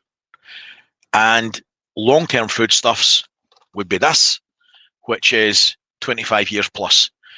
And in between that, you've got all your Mylar stuff that you're doing yourself with rices, pastas, sugar, salt, your jarred honey, all that kind of good stuff. So it's trying to do, because let's be honest, if your power goes out or something for a day, you're not going to crack open one of these. They're expensive as fuck. They taste like shit. and it's not what you want to eat. You're going to open up the beans and sausages, the hamburgers and the tins, or some tuna, make some tuna pasta. Comfort, high carb food that you know is safe and you can eat it and you like it. I would like to think if the power went out for a day, I wouldn't have to touch the prepper pantry. There should be enough in the kitchen still to eat. Yeah.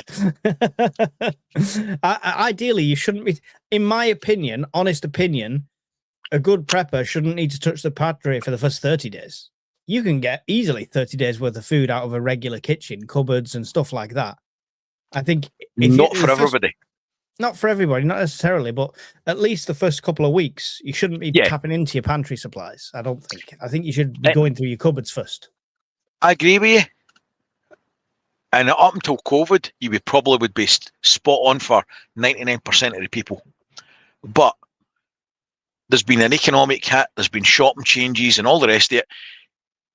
And people just don't do a huge big monthly shop anymore in a lot of cases because they can't afford it. And it's went from monthly to weekly shops. And now you're seeing people buying day by day or maybe 3 days at a time. One, because it's convenient. Two, because they don't have the money, to be honest. Mm-hmm. That's just my opinion, obviously. Yeah, I mean, I do agree. I just, when people say, the power's gone out quick, straight into my prep cupboard, it's like, have you nothing in your kitchen? That just baffles me. Would you consider a gym type protein powders as a prepping supplement? I do. I have. Yep. Now, I used to have a brand. If you search on Instagram, Amped Nutrition, you'll find pictures of me in vests. You don't want to see it, but it's there. And the ladies and stuff. But I used to have a protein brand called Amped Nutrition. Now, whey protein is the best protein you can get as a bodybuilder. It's also the shortest date, right? Whey is a byproduct of cheese, milk, stuff like that. All right. Pea proteins are just as good protein content. They can still be flavored. They're all right. And they last longer. The best ones, if you want to stock and prepare it for a long time, are the new ones where they have a clear isolate. Okay, so there's a whey. It's still technically whey protein, but I don't know what they put in it. But it's the one that mixes up like a clear juice instead of a milkshake. They have a longer date than them all, and they seem to store a lot better. So they're the ones I've started to store. I've also got a good stockpile of creatine. Creatine is the most researched, most studied supplement globally in the world. More than paracetamol. There's more studies on creatine than there is on paracetamol. And it's safer than paracetamol. 5 grams of creatine a day is all you need to maintain strength and muscle mass. And if you think you're going to be rationing and you think you're still going to need to do stuff like chop wood, gather supplies, stuff like that, creatine's too cheap not to stock. So I would definitely consider it as part of my preps. Also, multivitamins is a good one as well. However, they do go a bit stanky after a while. They're still edible. They lose a bit of potency, but they stink after a while. Multivitamins. So, any gym stuff in your preps, Brian? I've got a big tub of protein powder, but now that you've just said that about the whey protein, totally agree with you. I'm going to need to check the date on it. Yeah. But it's not that expensive for a big tub of protein, and you can stick 25 gram scoops in it. I used to eat a lot of it, believe it or not, and it'll supplement pure nutrition and shit as a fan. And you'll maybe spend 30. I mean, the price of one of these freaking things here, you'll get a big tub of protein powder, 3-4 times the size of that, and it's a better buy to supplement. You even the ones that are like meal replacement now, where I mean, back in our day we just call them the weight gain ones, but now they're all different. They try to rename and rebrand them. But things like the Huel, where it's a meal replacement one, that is the same, but it even has the added nutrients and the added vitamins and stuff like that. So that's always a good option as well. Definitely for somebody short on space as well. You could literally, it wouldn't want to, but you could literally live off protein shakes or Huel shakes for a week or two if you needed to, easily. So it is a good one for short space. How many calories a day are you thinking in rationing preps? Okay, first 30 days I will be on between 1,000 and 1,500 calories, purely for the fact I won't be doing much. Okay, there's no point having 2,500 calories and sitting on the couch trying not to break your light discipline. I'm not out chopping wood. I'm not fending off zombie hordes. I'm not gathering water. Everything's here for that first 30 days. So the rationing is really low, which is discipline because you've got the abundance of supply, so you'll want to eat more. After that, the rations will actually go up in calories because I'll need the energy to get out and do things. So have you put any thought into the rationing? Yeah, I've slightly understand and agree with the thought process, but it's not the way I'll be going. Mine will be between 16. Well, the thing is, at the start of a disaster or a crisis, we're not psychic. We don't know how long things are going to go on. Yeah. So I prep on the assumption that I'll be able to maintain 1,800 calories per person. Now, that's a benchmark figure because that includes my granddaughter who's 8 years old. She's not going to eat that much, but that's the calculations that's put into place, and it gives you a bit of leeway. Now, the reason for that is, yeah, your activity levels will be lower. I totally get that. Hopefully they'll be lower. But you've got to maintain mood. You've got to maintain that social structure of your family, and food is a huge thing. So it's bad enough if the shit hits the fan without restricting and killing the mood with the food. I totally understand what you're saying, but my thought process is going to be on trying to maintain the calories to try and maintain the mood. The two caveats to that are we're not talking day 1 to 30. So initially there won't be any rationing because I can't afford a power bank that's going to maintain my fridge freezer. Yeah. So that's going to have to be eaten, right? So we're going to probably eat like kings for the first 3 days. Then I'll be eating what's in the cupboards, getting all that cleared out, making sure I know what's there, making the most of absolutely everything, making meals. Before the rationing starts when I hit that cupboard. That's the only time the rationing starts, when I hit that cupboard. Yeah. And yeah, the rationing is based around meals. What I stock on top of meals is lots of comfort foods. So the kids love bourbon biscuits, things like that, all sorts of different things. Protein. I found a protein bar that has got a really long life on it, which is like it's more like a cereal bar, oat bar, but it's not got the milk content that goes off quickly. So I've got a load of them and stuff like that. So I've got comfort food. So as much as that's the calorie allowance for meals, you can have a biscuit, kids, anytime you want. Have a biscuit, have a biscuit. That's the morale side of things, I would say. But yeah, it's a good thing. The little spreadsheet I did for people is a good one to look at for that one as well. You think you've got lots of food until you do the number crunching, and then it goes way down, down. And especially if you have relied on stuff like, oh, don't matter, I've got 6 boxes of ReadyWise. Eat 200 calories and tell me how full you feel. I know it's heavy food because it's all mostly pasta and carb. It's all pasta. But that's a short-lived, there's no energy there. 200 calories, there's no energy. Your body is using most of that to process the food to try and get it out the other end. It's 2 slices of bread. Yeah, exactly.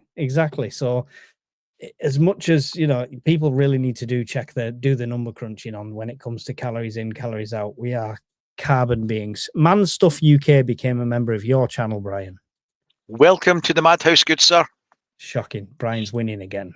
I need to lower my prices. You're obviously too cheap for me. I'm cheap.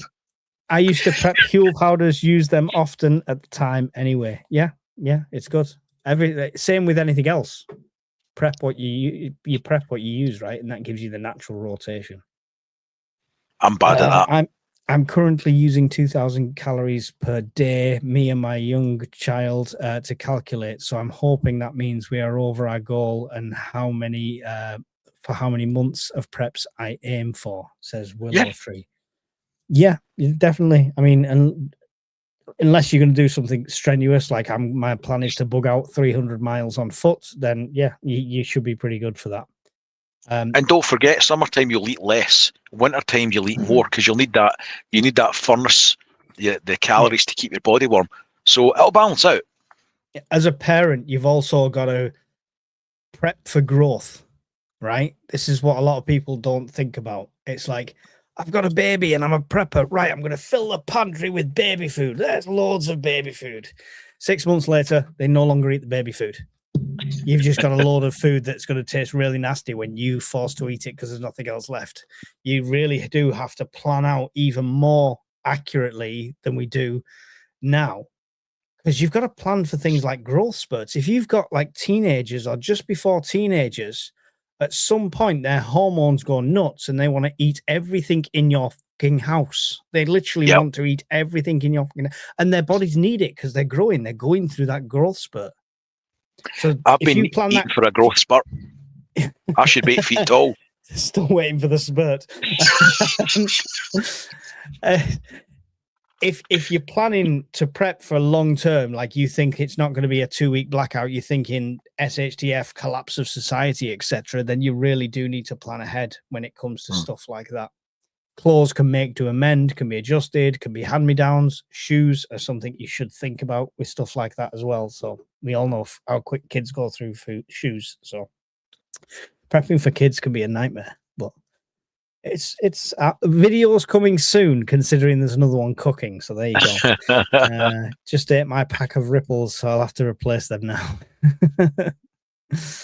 I love a Ripple. I've known a Ripple bar in about 20 years. Oh, I'm on keto. I can't have any carbs whatsoever. 6 days in so far. No headaches? No.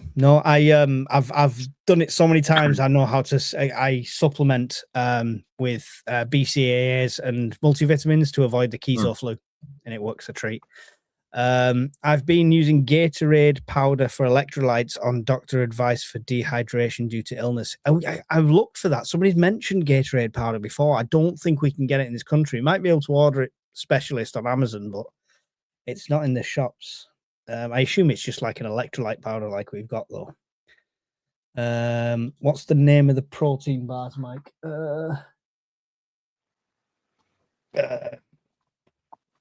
2 seconds. Now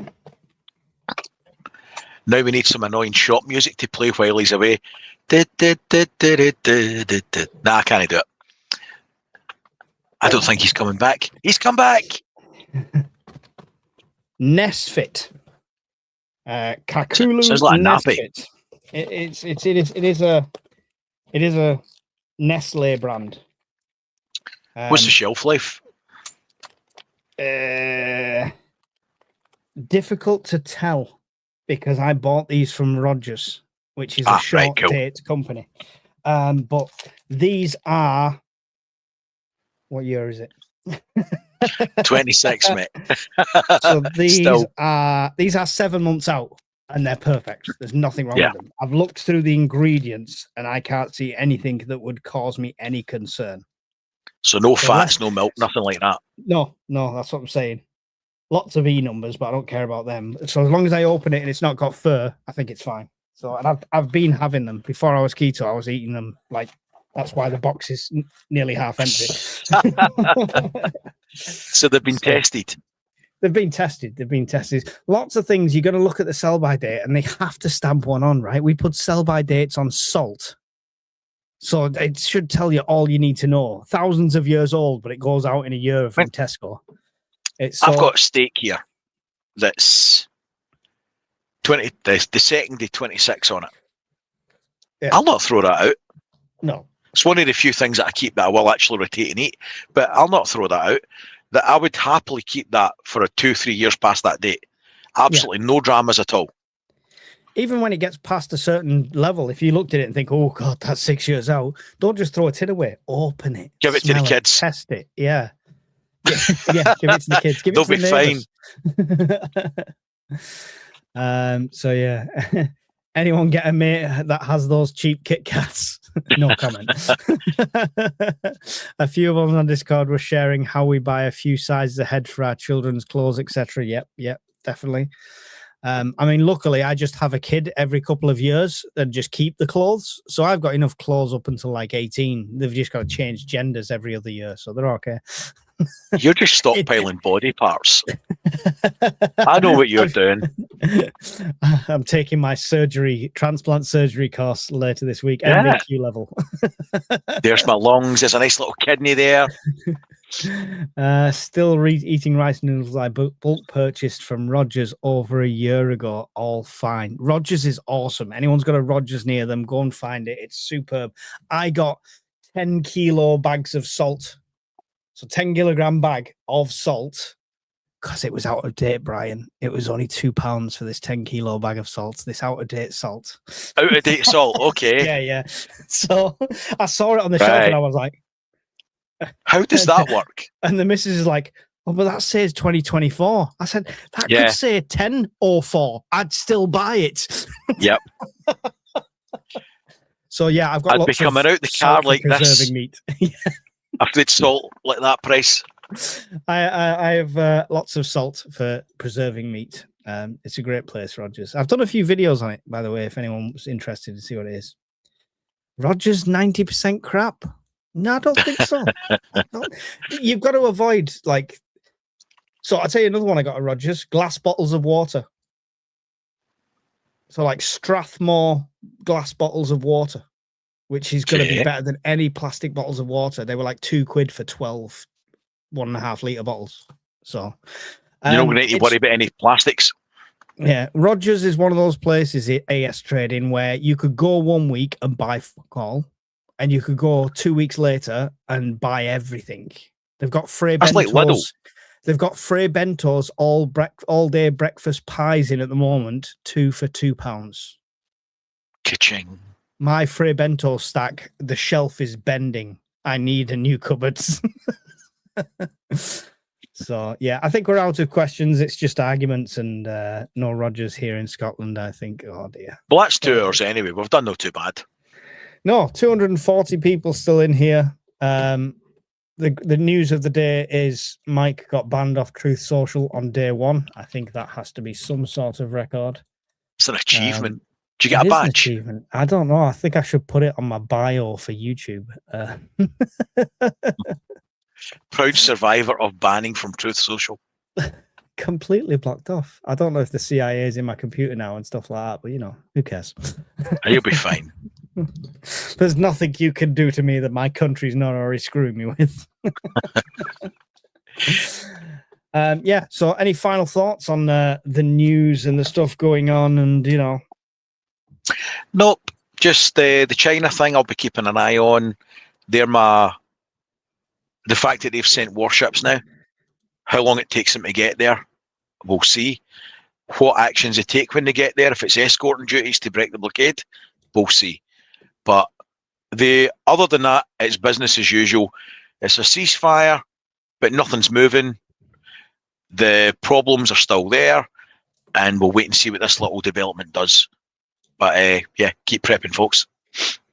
Yeah, the Rich Starry oil tanker that's going to China that's due in at 10 o'clock is now 59 minutes late, but it is moving again in the direction that it should be. So unless it's just going back around to land at Bandar, I have no idea. We'll keep an eye on it. I find it interesting. Yes, thank you very much for joining us. Spontaneous lives, always good to get like 300 people in here, which is absolutely awesome. We joke with the super chat thing, it's just a bit of banter. The only thing we ever ask for you is like, subscribe, and share the content. The more people find us, the more people see us, the more people start prepping, the less people we have to save, and the more time we buy ourselves. So, absolutely, spread the word of prepping. It's not a fucking secret squirrel society, unlike my threatening email. Say so. Let's just let's just spread the word as much as you can, guys. That's your homework, and we'll see you again in another one really soon. I'm not take care, folks. Outro here. Hang on. Can't play an outro where it's showing all the members from 4 years ago because none of them are probably members anymore. Oh no.